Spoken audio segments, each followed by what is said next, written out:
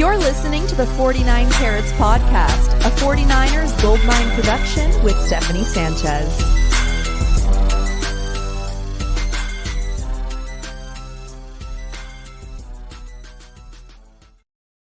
What's going on, everyone? Welcome to another edition of the 49 Carats Podcast. I'm your host, Steph. It is Monday, August 11th. I am finally back home from 49ers training camp. Trip I did I've done it for the last couple years now, do it for a couple weeks, and I'm back now, so happy to be back. There's still some training camp practices that I know are going to be open to fans, and of course we got through our first 49ers preseason game against the Broncos, so of course we got to talk about this week's 49K Player of the Week, back for the 2025 season. We're very pumped about that. So, of course, joining me, I don't know why I keep saying of course. What is going on? Of course. A horse is a horse. Of course. Exactly. Joining me, as always, on a Monday, Weston. How you doing, my friend?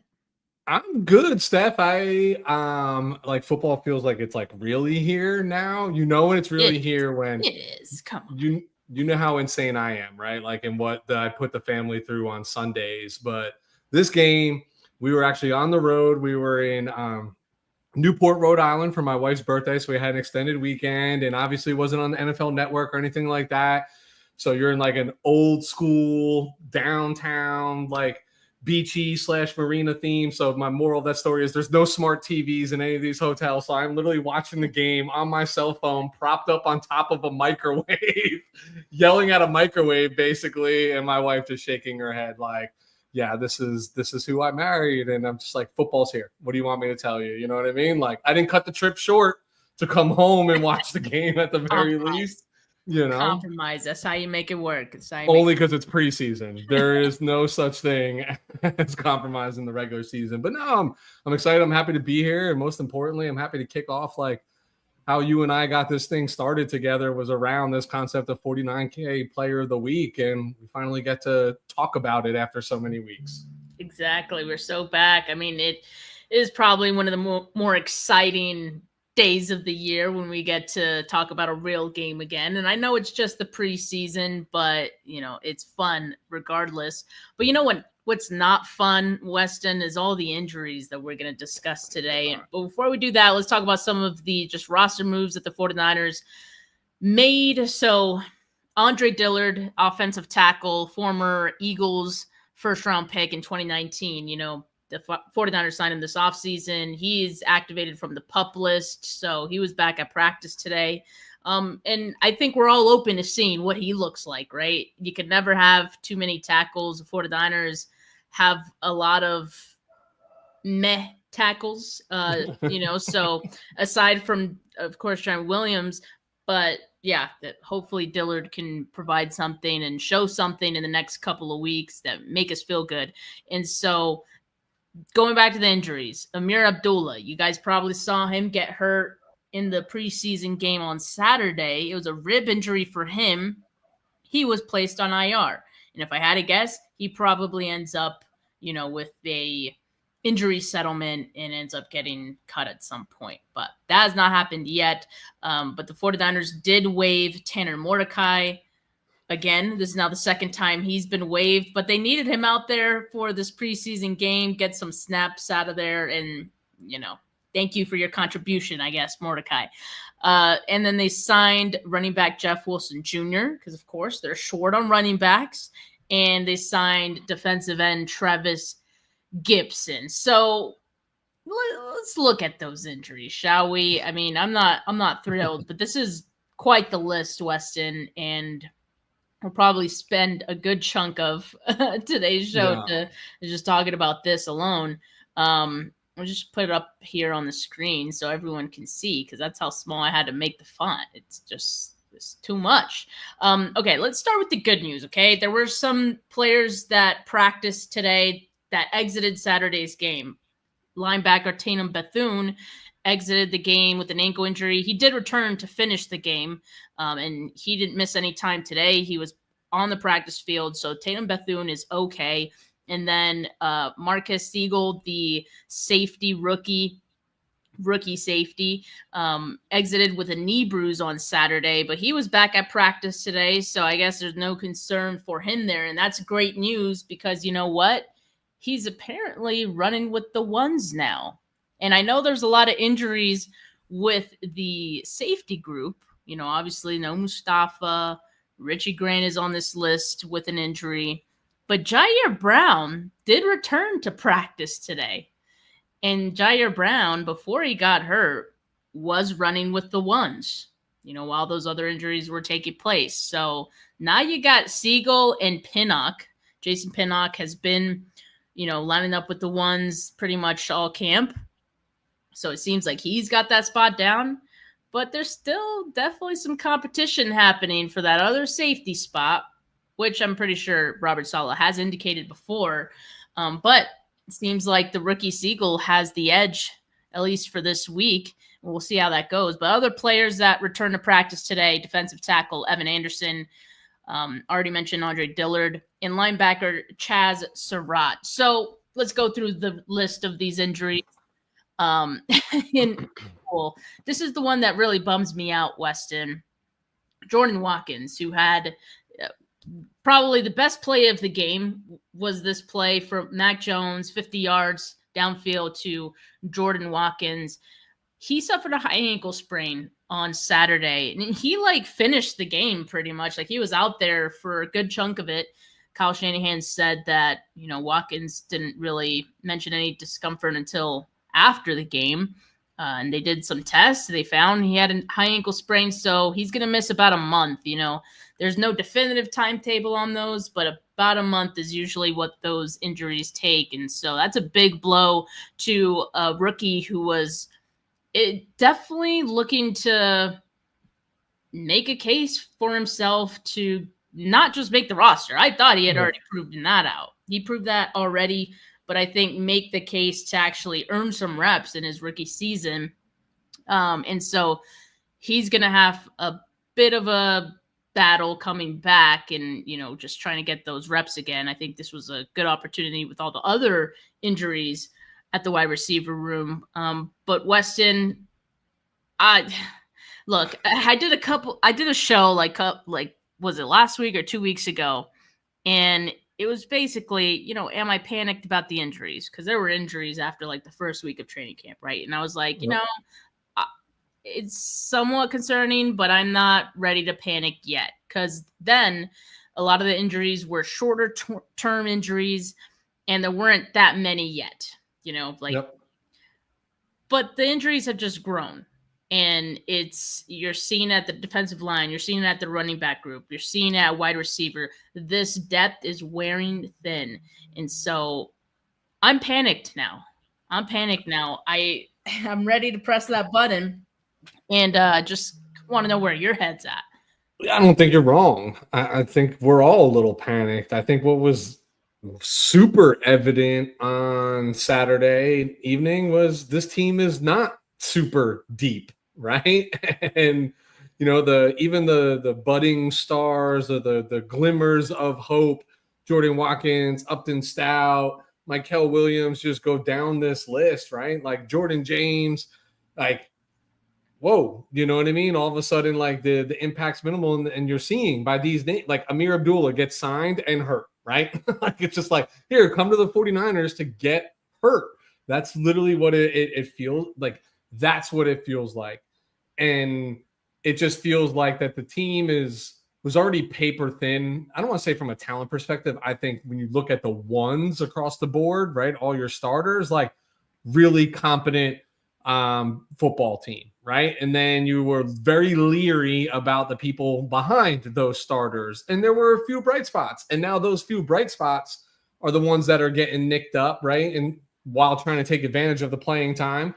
And it's not good. It's not great. I think the only, you know, Jordan Watkins, right? That's going to linger for a while. The Jordan James, that's going to linger for a while. I don't like this. Gorenda needs a couple more weeks. We know what that means in 49ers speak.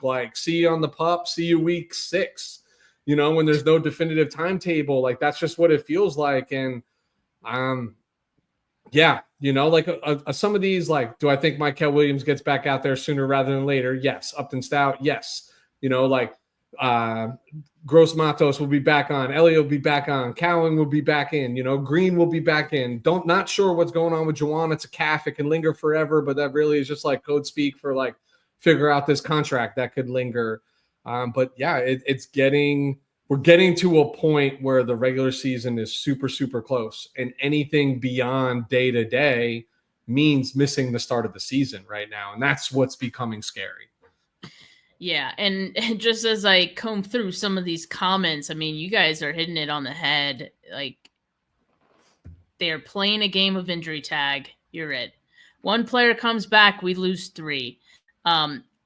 Just sucks that every time we get a player back, another goes down. Like, yes, that's exactly what it feels like right now. It feels like a hole they can't seem to dig themselves out of, and the hole just gets bigger, actually.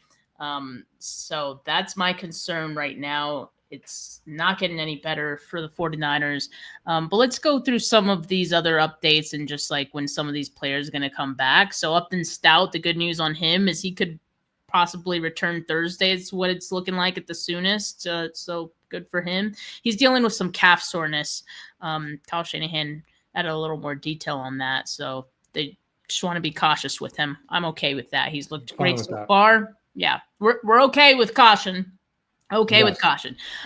Trey Brown, not sure what he's dealing with, so we also didn't get a timetable, but he did not practice today. Michael Williams, he's in the middle of the week that he was going to be missing with this knee injury, and so we knew about that late last week, and so that's why I say he's in the middle of it. He maybe has a few more days to miss. And then same thing goes for, who was it? Jordan James also was an injury from last week, but he's in the middle of missing a couple weeks, so maybe a week and a half left for Jordan James. Yep. Robert Beal, I guess he's now hurt with a groin injury. He played on Saturday, so I'm assuming that happened then. No timetable on him. Yetur Gross-Matos. Kyle Shanahan did leave some room open for Gross-Matos to potentially return Thursday, but did say that next week is most likely. Thursday is when the 49ers have their joint practice with the Raiders. So I think like they want to get as many guys back then if possible, but you know, I wouldn't hold my breath on Gross-Matos or anyone else for that matter. Jordan Elliott, dealing with a back injury, no timetable really on him. Jacob Cowan should be back tomorrow. So that's some good news. Like at least we have him back, and I've been anxious to see him and what he's put together this offseason because, you know, we've heard great things so far. So hopefully coming back from that hamstring injury, he's good and ready to go. Renardo Green out at least another week. Juwan Jennings, still no timetable on him and his calf. And yes, he was seen by someone. One of the beat writers said that he was doing a little bit of side work, but very briefly, and then he went back to the weight room. So I guess seeing him is a good sign. Can't be a bad sign, right? Like, no. I guess he's doing some stuff. Maybe he's getting close to returning, but I suspect now that it's contract related. So, you know, he has to be. Yeah, it has to be. So it'll feel better once, you know, the dollar signs are looking good. And then, yeah, Jordan James is maybe a week and a half left. Isaac Guerrero still needs a couple more weeks. So a lot to track with this team right now. And let's just hope that they can get through this week, this joint practice, this next preseason game without more injuries. Is that too much to ask? I mean, it might be. It's very concerning, Weston, that like it seems like they can't play any bit of meaningful football or even meaningless football without getting hurt with, you know. I just feel like this has been the story of the 49ers for like a long time, and I know it's the NFL, and I know we probably overanalyze because this is the team that we monitor the most and obviously most closely, and other teams are going through it and losing people and losing maybe less pieces, but more significant pieces for a more significant amount of time, but it's the part of the year that everybody fears. It's like where you want to play Madden and just turn the injuries off and just like, okay, everybody get to week 1 healthy, full strength, ready to go, and then see where the chips fall in the season. Like, it's nerve-wracking to know that like games that have no bearing on who's competing in the Super Bowl or not can actually dictate the outcome of the season for your team because of things like injuries. And the same could be said for camp, right? With these non-contact injuries and things of that nature, it's just not the preseason games.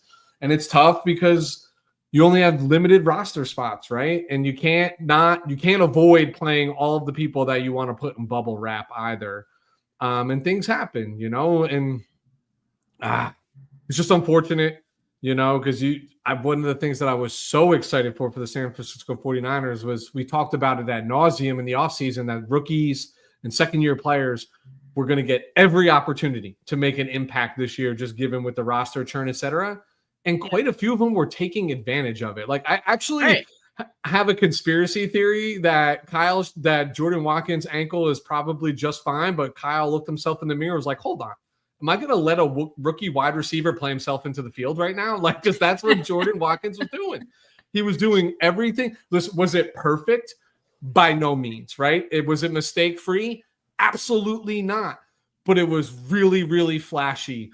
And when it looked good, it looked better than your expectations were for the rookie 4th-round pick for the 49ers. So it's just unfortunate. Like even Upton Stout, like he was the belle of the ball this offseason so far and through training camp and even just a little derailment, like hope he can come back and plays the same level that he was like going into this, but you just like never know. And it's just upsetting because we said rookies matter.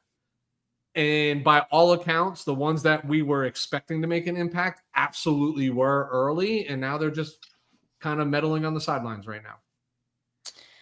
All right. One question here from Niner Faithful. Does losing Nair have a bad impact now, or are you okay with him being let go? And by the way, for those of you that didn't know, yes, Isaiah Nair was waived by the team. He was then picked up by the Packers shortly after. And so he's not even an option to be re-signed by the team, and even if they wanted to. So I think right now they would have probably liked him to be available as an option. I think you always look to go towards players that have at least already been there. So you don't have to start like a free agent, off the streets, fresh and doesn't know your system. And, you got to reacclimate someone. So yeah, they would have probably liked that option, but I don't think they have too many regrets at the same time. It is what it is. The one. No. Oops, sorry. Oh no, I was just gonna talk about the Ayuk update because I mean that's kind of a big one. It shouldn't be too much of a surprise, I guess. Kyle Shanahan did say that Brandon Ayuk could come back around week 6. But also, throughout week 10, like it could be anything, right? But I think the soonest he'd start thinking about it, based on what he said, sounded like week 6.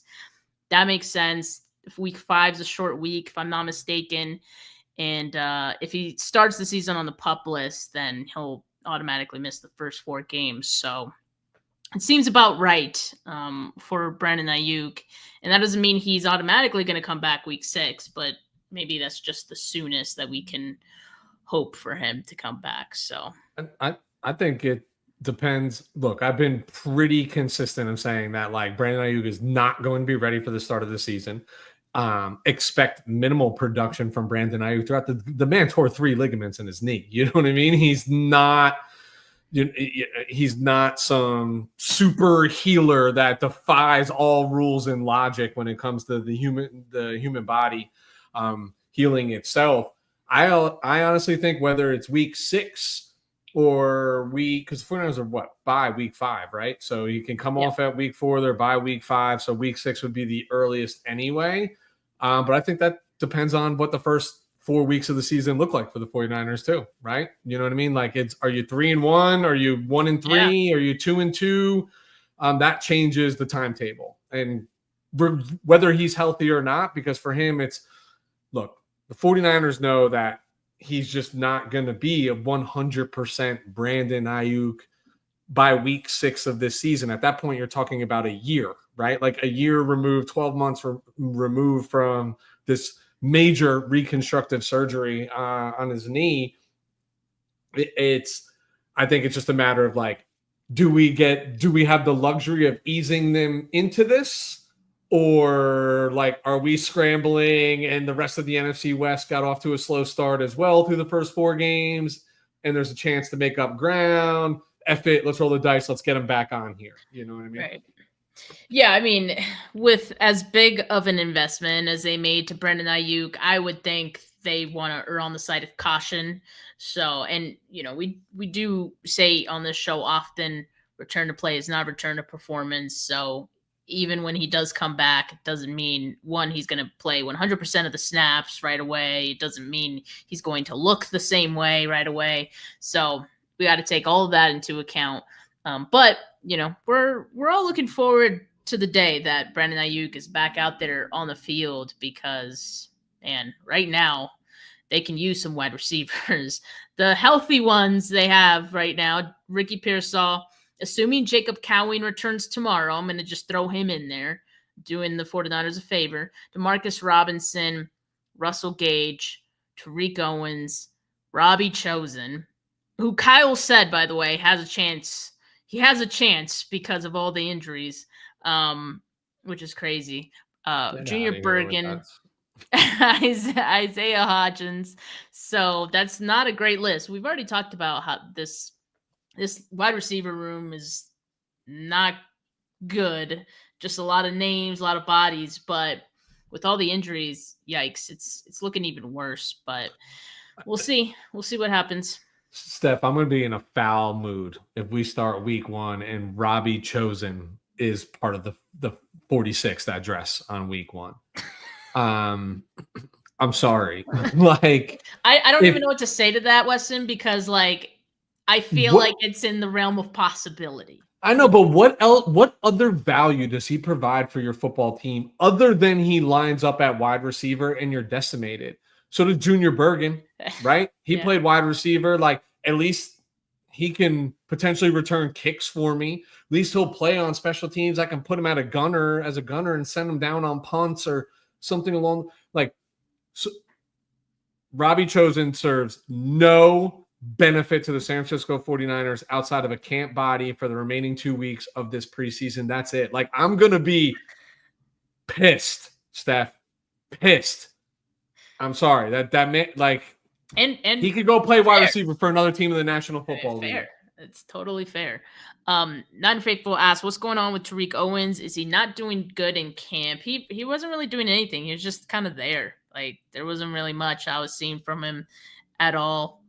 Don't think he won't make the 53. No. Who was it? Tim K that was like, oh, they really like Tariq Owens at like around OTAs or like some point in the offseason. He said they really like Tariq Owens, and I don't know why.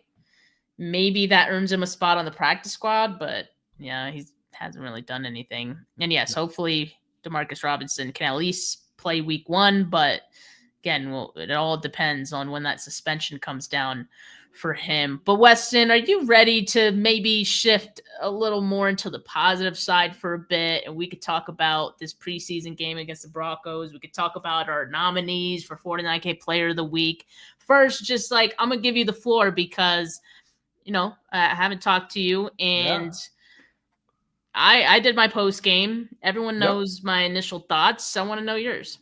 Yeah. So I'm not reading into the 30-9 score, right? We don't read into that.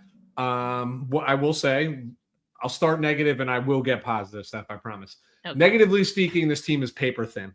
It's just paper thin. It's evident when it was the 3s versus the 2s and the 2s versus the 3s.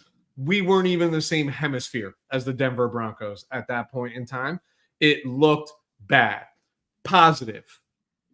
First couple drives weren't all that bad, right? When it was our 2s versus their 1s, like Denver started the game with a lot of defensive starters, a lot of offensive starters, opening possession, went down the field, made it look relatively easy. Both, again, big play from Jordan Watkins on there, looked good. Nice throw from Mac Jones, better catch from Jordan Watkins. Like everything looked good there. Offensive line play on the first drive, not so choppy.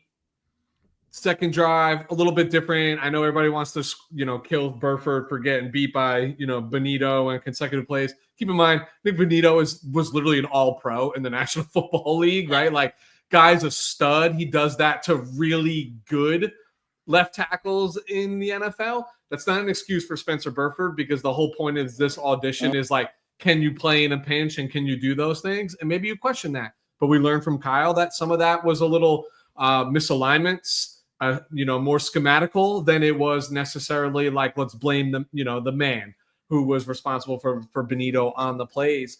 But in terms of our twos essentially versus their ones, what was not to be excited about, especially on the defensive side of the ball. Wow, the Robert Saleh effect is a real thing, apparently. Like, this team's flying around, playing with that energy, doing things that we just haven't seen this defense do in a while. Oh, by the way, with a lot of non-starters. You know what I mean? A lot of rookies along the defensive line, undrafted players along the defensive line, third-year player in D. Winters kind of running the defense out there, a couple like plug-and-play vets. Listen, this defense made Bo Nix, who had a really good rookie year, a high drafted player, right? Surprised a lot of people. Like, he looked pedestrian, like, out there with starters on the offensive line. Cortland Sutton was out there. Yeah. It was, I don't know. So there was a lot, I think, that you can take away positive. I'm talking about the overall team performance. There were certain individuals that we will spotlight when we talk about, like our player of the week. But if I was watching just the first quarter, I was very satisfied with the San Francisco 49ers performance. Like, stop the count. Like, yeah. We're good. I've seen enough. We're back. I agree. But I think even in that first quarter, it holds a little more weight than what we saw towards the end, because the players who played in the first quarter are more likely to actually, suit up for a game once the season starts than any of the guys we saw after that. And also the context that the Broncos had their ones out there with pretty much the 49ers twos, like almost all of them. That says a lot to me. It weighs more. So I'm going to just go with that. I'm going to go with that. I mean, for Robert Saleh to get as pumped as he was, and, he's on the sideline. I mean, for that to happen in a preseason game, and when you consider all the changes that happened this offseason, all the new faces, that's encouraging, right? And another thing that I mentioned in my post game was, I think, and I've mentioned this even in camp, that to me the run defense looks improved. If I'm only looking at like that first quarter, the run defense looks improved, tackling looks improved. And that was really, I think, what I'm looking for right off the bat with this team, because that's just fundamentals. Like you got to be able to do those things before you can have fun and do all the other things. So I think that was a good sign for things to come. And hopefully we see more of that in the next preseason game and into the regular season. This is going to sound crazy, but I think the most telling piece of information that I got from that entire game was the interview with Fred Warner during the game. And I think it was right after no, it wasn't after Matt. It was after Carter Bradley threw that first pick. And like, without missing a beat, Fred Warner being like, don't worry, we'll get that back. And like, right back to the interview. To me, that just speaks a whole new belief in what this defense is, what their mindset is as a defense, right? Yeah. Like, I'm not saying that Fred Warner's always had that mindset. That's why he's all pro Fred, and that's why he plays at that level. But it just, the way he said it, the tone, the quickness, the move right off it to the next line in his interview, to me, told me like there is just a a sense of relief that Robert Saleh is back in the fold here, putting them in position to create points from the defensive side of the ball, which we haven't seen in a couple since DeMeco departed, right? Like we have not seen that from the defense since DeMeco Ryans took over as the head coach of the Houston Texans. I mean, look at the safety, right? Like that's manufactured points that the defense is providing. And I just think it's a newfound expectation and belief system that this defensive has. And I know that's crazy because we watched 60 minutes of football, but that was the most telling piece of information to me was the captain is telling you that this team is ready. That side of the ball is ready for battle. Well, I think they're moving different because they have the confidence in knowing that they have a defensive coordinator who knows what they're doing. Like that says a lot. Like they know they have talent. That's one part of it. You also have to have a coach that knows what to do with it. And I think they're seeing that again. So yeah, Fred always has that mindset, but I do know what you're saying. Like I definitely think it's a little different this year. It's that they know they're good. It's that they know they could call their shots. And I mean, you need that to be a good defense. Shout out to Dawn. I met her at the game Saturday. Nice. And yeah, it was her first game, All right. I wish the score would have been better, that there would have been better plays beyond just the first quarter. But it was great meeting you, Don, and hope you and your friend had fun out there. It was a pleasure. Shout out to Dawn's daughter, Ariel, watching right now. There we go. Let's go. And make sure you guys like this video if you haven't yet. Yeah, for real. What are you waiting on? For real. Kawachipto says, all I'll say is after the game in interviews, Peyton, the Broncos head coach Sean Payton, was pissed. He knew they got worked in the football that mattered. Hey, I mean, I think Sean Payton's the coach, long tenured coach that obviously has high standards for his team. So yes, I could see why he would have been upset about that first quarter for sure, which is crazy because yes, it did feel like in the joint practice, the Broncos kind of had the edge, especially at the early part of it. Their defense, for example, was dominant, right? But 49ers got some plays in on the offensive side too. But all right, Weston, let's just get into this 49K player of the week, shall we? I'm gonna let you take the honors in this first 49K PO dub of the season. Whoa. Yeah, I'm gonna let you go. This changes my order, my sequence of events here, I think. I'm gonna start with a rookie. I'm gonna start with we were talking about the safety battle early. I'm gonna start on the defensive side of the ball, which is where I saw most of the positives from this game, and Marquise Siegel. Your rookie safety. Again, I'm going to say something very similar to what I said about Jordan Watkins earlier. Was it perfect? By no means, right? Is there a lot to clean up? There certainly is. But what I am seeing from him feels similar, and I say that like reserved to what the ascension that we saw from Malik Mustafa last year, right? It started in camp, started to get comfortable. And then you see what these guys are about. They're not too dissimilar from each other in playing style. If you look at their college tape, they go find the football and they come with bad intentions. I just don't think Siegel has the ability that Mustafa does. If I'm being honest, I just think Mustafa is just like a lot of what he has is God-given, and obviously he maximizes that potential. But Siegel, I mean, what do you have? 7 total tackles, a nose for the football, came quick, even in some he missed a few tackles, right? But he was exploding I don't have problem with mistakes that happen at 100 miles an hour. I have a problem when you miss tackles because you're standing flat-footed and some dude just jukes you out of your cleats, right? Like if you miss because you over pursued, I can live with that. You can go back to the tape. We can talk about angles. But you're hearing a lot of chatter, like even Saleh himself, that this guy might be playing himself into the starting lineup, and another one who is taking advantage of the injuries that are in front of him and finding a way to get on the field and can be yet another, dare I say it, 5th round rookie that the 49ers could find something with, which seems to be the sweet spot.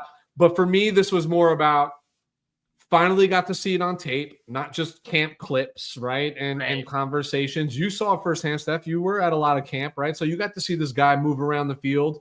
I did not. This was the first time I got to see it. It looks fast. It looks clean. It looks instinctual, like he knows where the football is. And that's what you want from the safety position. So for me, 100% my first nomination for 49K Player of the Week in the 2025 NFL season. All right, I like it. I had him in my honorable mentions, but I hear your argument to have him as a nominee, and I see it. Yeah, as far as Marquez Siegel, like I said earlier, him getting work with the ones even after Jair Brown came back, I think tells you he's kind of making his way towards getting a shot, to be one of those 2 starters at the safety spot. And, in camp, at least like for most of what I saw, you didn't really see or hear his name too much. And also he was working with the second unit for most of it. Yep. But clearly he's a guy that's been chipping away.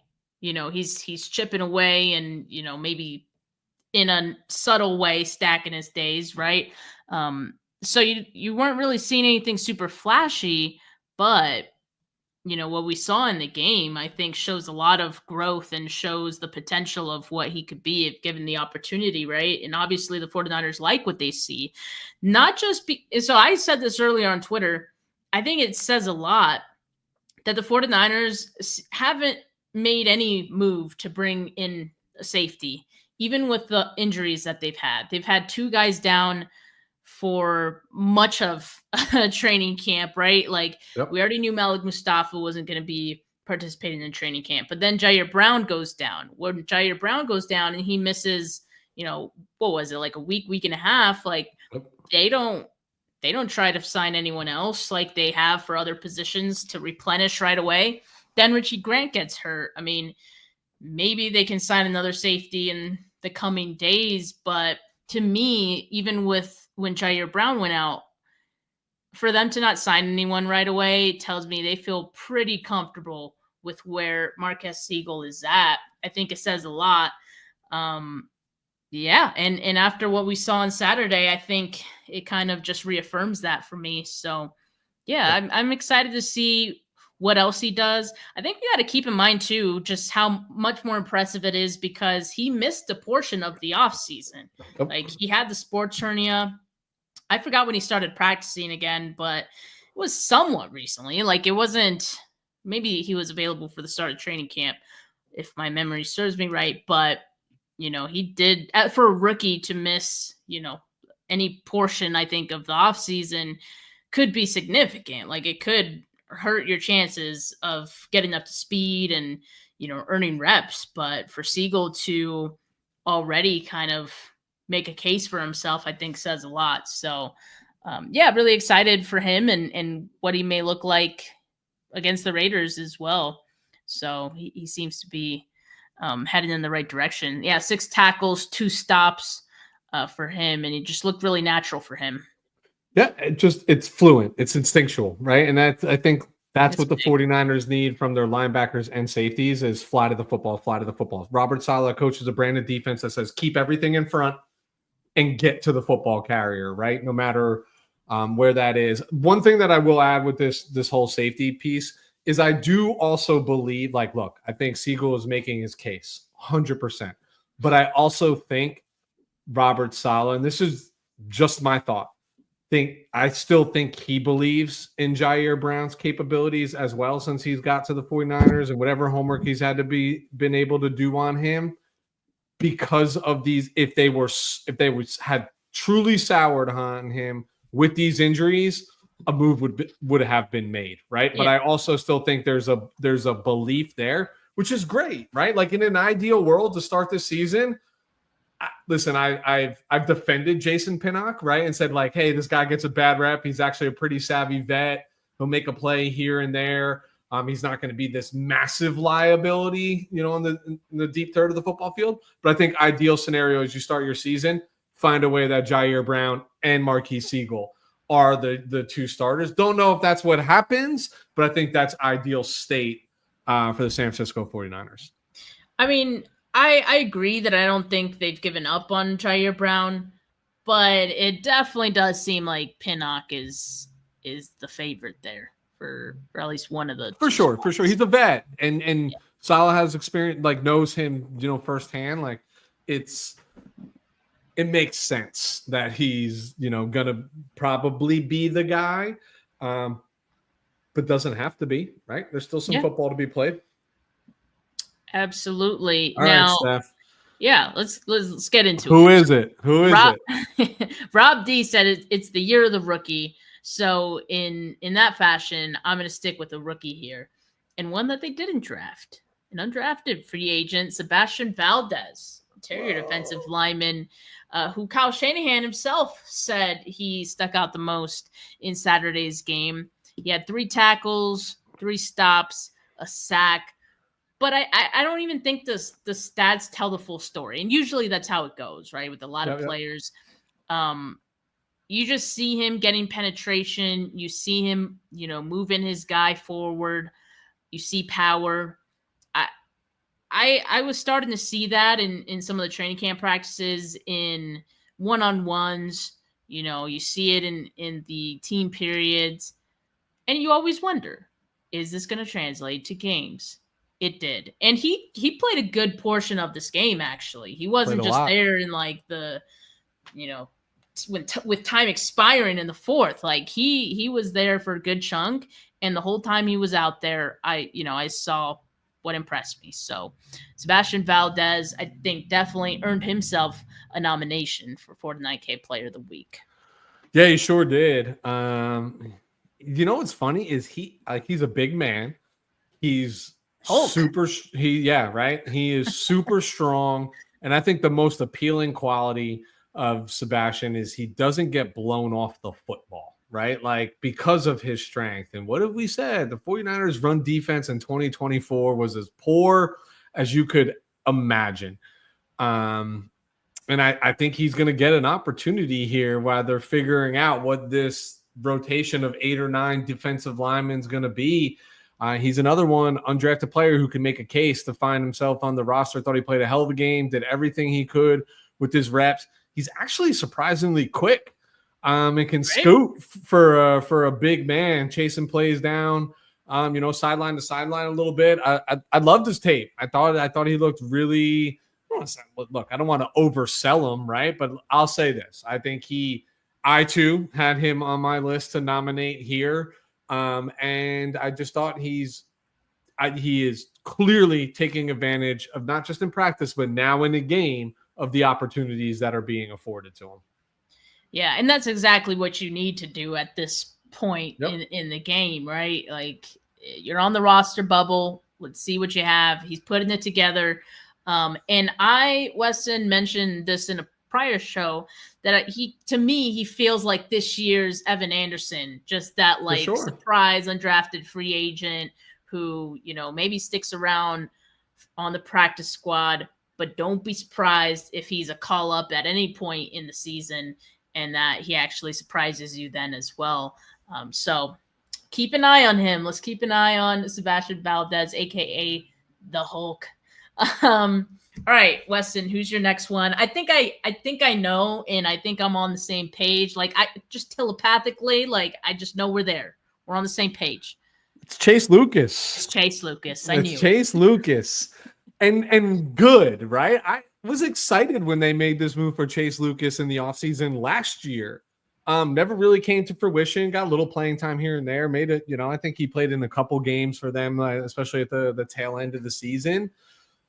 But to me, twofold.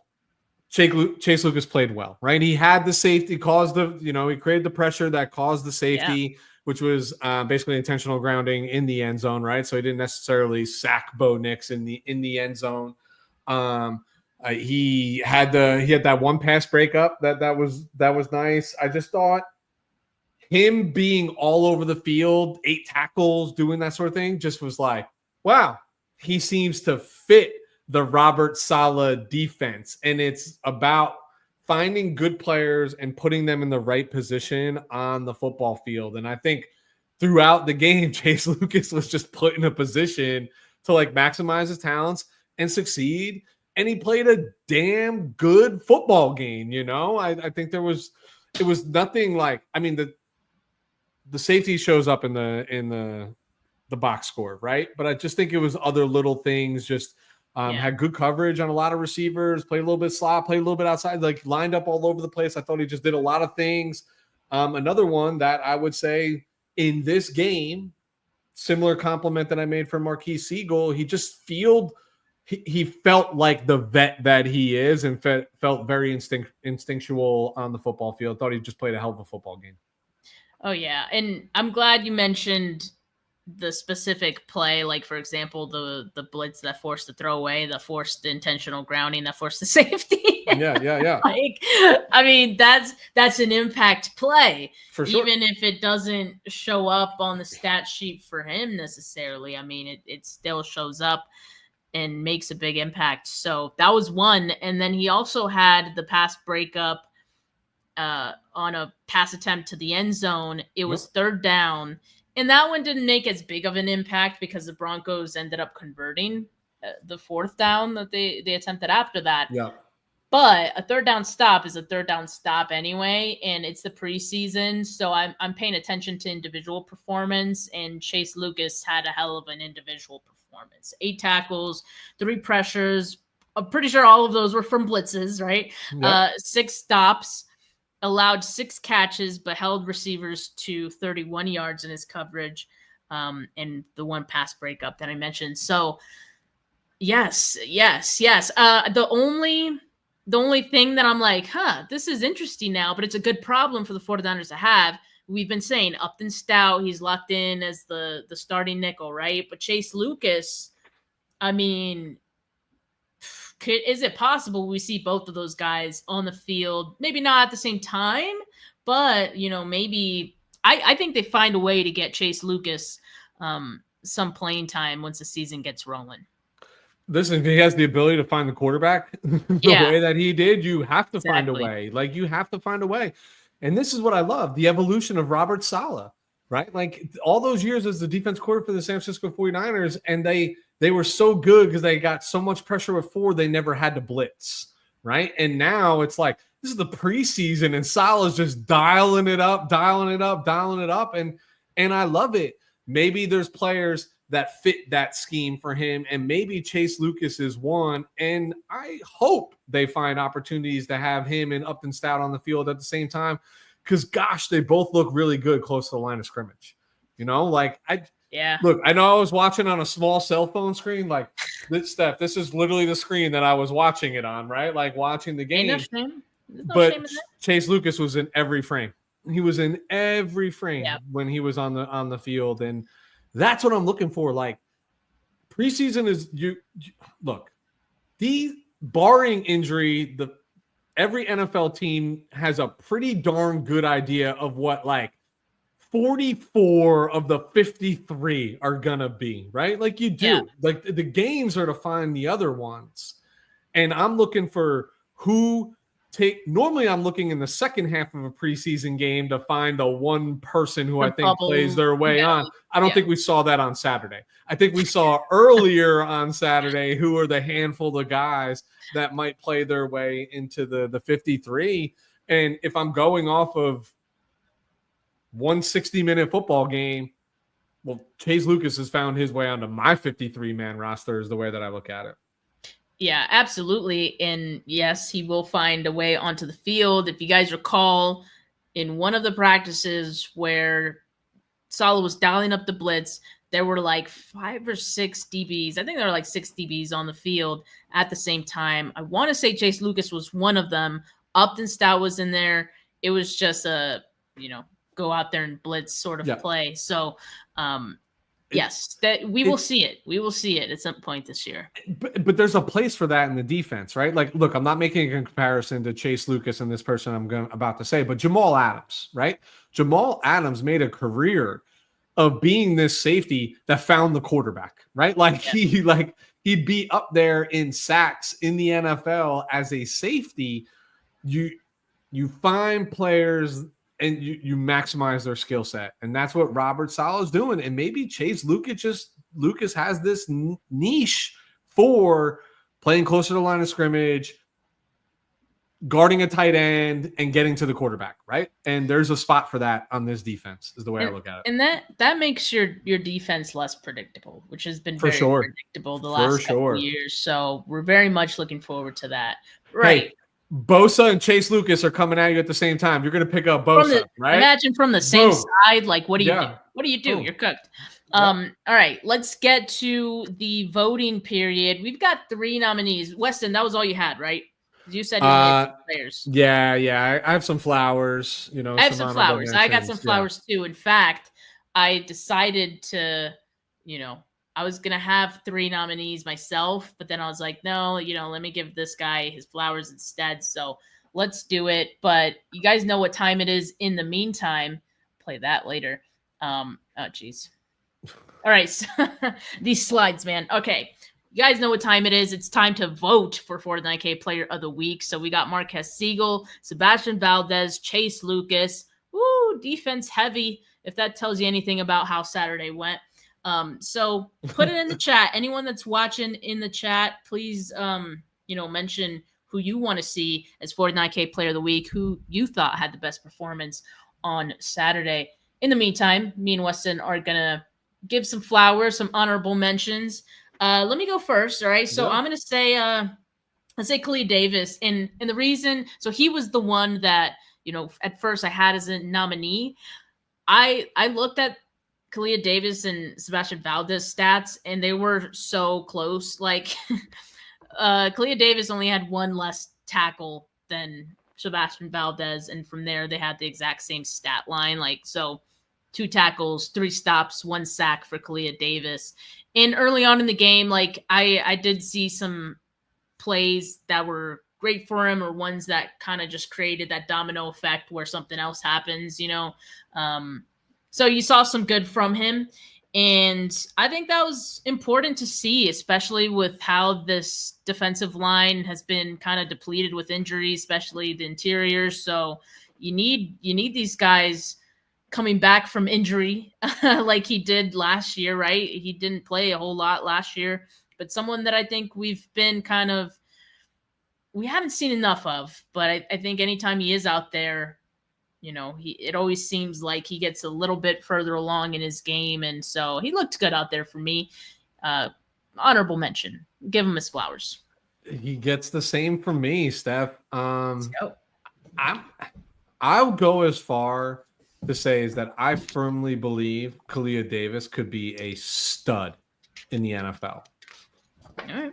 But it comes down to availability is the best ability, and he has been unavailable for a large portion of his NFL career. And that's not just about – that's about momentum. That's about stacking days. That's all missed opportunities for Kalia Davis. But when he is out there, he is a big body. He is strong. He is lateral. He does a lot of defensive tackle things really, really well and way above average, in my opinion.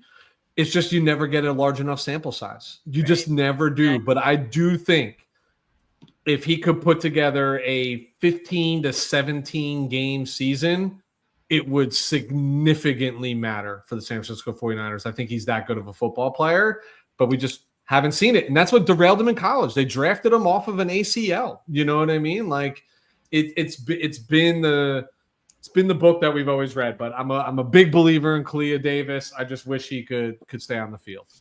Am I allowed to give flowers? Yeah. I have like no. You better. I have no respect for this offense after this. Well, I have a couple, but they're deep cuts. They're deep cuts. All right, I got Tatum Bethune. Steph, if you go back to when they drafted Tatum Bethune, I said you're gonna like this guy. Like he looked good. He's got a knack for finding the football. He's gonna do those things, and it's gonna show up on tape all the time. He's physical. He got hurt, came off the field, came back on, finished the game at practice today, right? Like he's all of those things. He can be a heartbeat for your football team. And I think you saw that on Saturday. But I think what you also saw on Saturday, and unfortunately, this is going to be the theme of Tatum Bethune's career, as long as he's a San Francisco 49er, is he is just one step too slow to play linebacker for the San Francisco 49ers. It's just once, and I know that sounds crazy to say, but this is the National Football League, right? Like one step might as well be half a second, right? Like you got to be able to fly. He can find the football. He knows where it is, but are you filling the gap? Are you beating the offensive player to that spot? Those sort of things. I haven't seen that from him. In college, he was fine. He got away with it, right? Like in the NFL, it's a different beast, but he still continues to put pretty darn good tape out there that makes you want to like fall in love with him and makes you want to think like he can find his way onto the football field.